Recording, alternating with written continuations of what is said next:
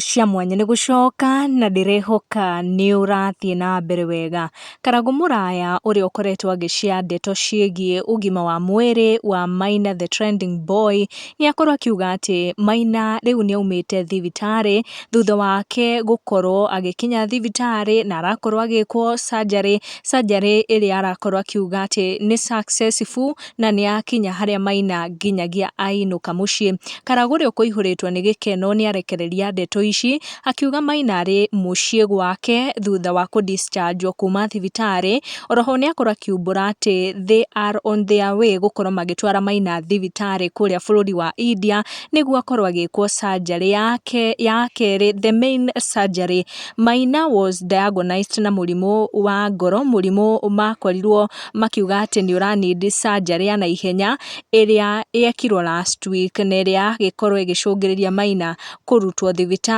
no rĩu nĩ erĩgĩrĩire gwĩkwo surgery nene ĩrĩa Karagũ Mũraya akorwo akiuga ĩgakorwo ĩgĩtabanio bũrũri wa India, na nĩ akorwo agĩcokeria Ngai ngatho akiuga glory to God, our boy was discharged from hospital, now we officially commence our process to take him to India for the major surgery, dear Lord have mercy upon Maina. Na andũ aingĩ nĩ makorwo magĩtũma ndũmĩrĩri cia gũkorwo makĩhoera Maina rĩrĩa gũkorwo agĩthiĩ kũrĩa India, na magakorwo makiuga atĩ he will come back home arĩ na ũgima mwega wa mwĩrĩ, na nĩ tũgũthiĩ na mbere gũkũngũĩra maũndũ mega ta maya. Tũgũkinya ndeto ici